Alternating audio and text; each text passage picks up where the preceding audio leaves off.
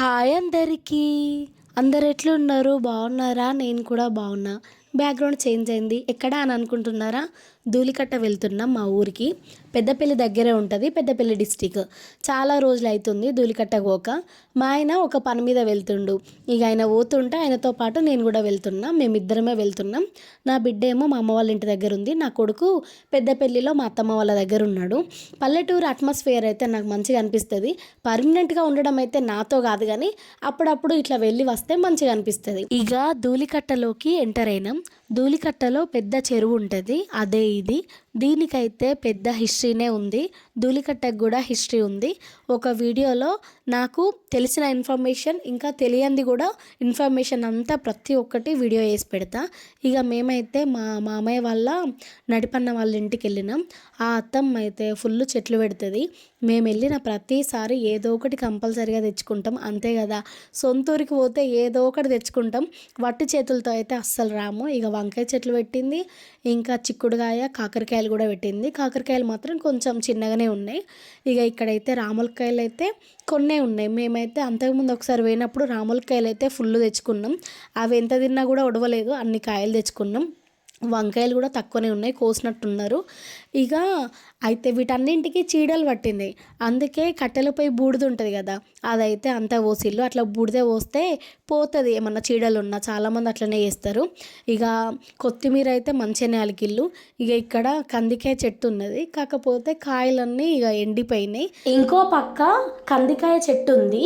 ఈ కందికాయలు పచ్చిగానే ఉన్నాయని నేనైతే ఇవి తిన్నా.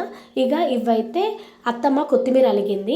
ఈ కనకాంబరాలు అయితే ఫుల్ పూస్తాయి, కానీ ఈసారి మాత్రమే తక్కువ ఉన్నాయి. ఇవైతే మళ్ళీ కొత్తిమీర అలికింది. ఇక్కడ వేసినవి అన్నీ మొలకెత్తినాయి, చూడ్డానికి సూపర్ ఉన్నాయి. ఇక ఈ ఇల్లు అయితే మా అత్తమ్మ ఇంకా మా నడిపత్త వాళ్ళు, అంటే అన్నదమ్ముల ఇద్దరు వాళ్ళ కుటుంబాలతో ఈ ఇంట్లోనే ఉండేవాళ్ళు పిల్లలు పెద్దగా అయ్యేదాకా. తర్వాత నడిప మామయ్య వాళ్ళు ఇల్లు కట్టుకొని వాళ్ళైతే వెళ్ళిపోయిళ్ళు. ఇక మా మామయ్యకి మున్సిపాలిటీ పని రావడం వల్ల వాళ్ళు పెద్దపల్లికి వచ్చేసిళ్ళు. ఇక నేను మా ఆయన మా పత్తి చేనుకి అయితే వెళ్తున్నాం.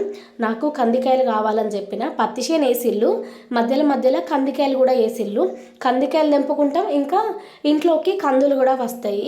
ఇక కొంచెం పత్తి కూడా కావాలి అని చెప్పి మా ఆయనని తీసుకొని వెళ్ళిన. ఇక పిల్లలు లేరు కాబట్టి మేమిద్దరమే ఉన్నాం కాబట్టి ఇద్దరం కలిసి అయితే వెళ్ళినాం.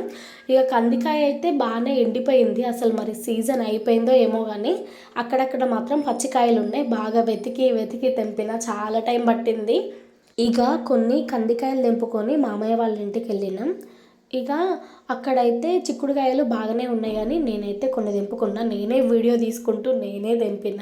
ఇక నాకు చింతకాయ కావాలి, పచ్చి చింతకాయ అంటే ఒక దగ్గరికి అయితే తీసుకెళ్ళిండు. ఆకులు తక్కువ, కాయలు ఎక్కువ ఉన్నాయి, కానీ టేస్ట్ అయితే అస్సలు బాగాలేదు. కాయ అంతా తెల్లగా ఉంది, నాకైతే నచ్చలేదు.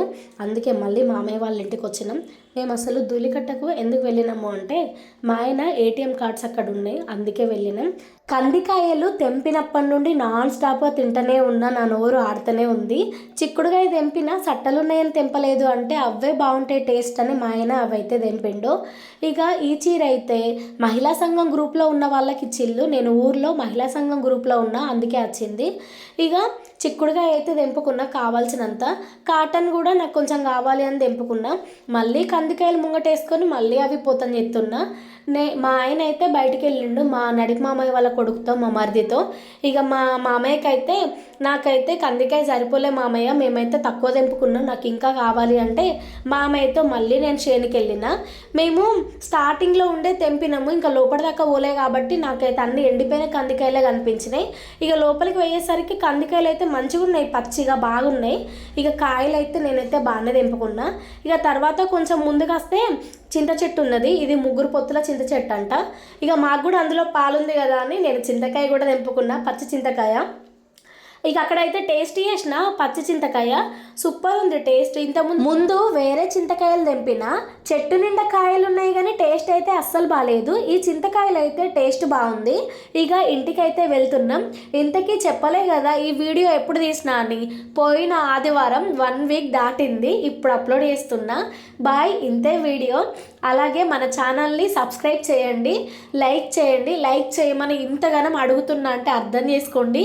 ప్లీజ్ లైక్ లైక్ చేస్తారనే అనుకుంటున్నా. మీరు లైక్ చేయడం వల్ల మన ఛానల్ కొంచెమైనా గ్రోత్ అవుతుంది, అందుకే లైక్ చేయమని అడుగుతున్నా. బాయ్. ఇంతే.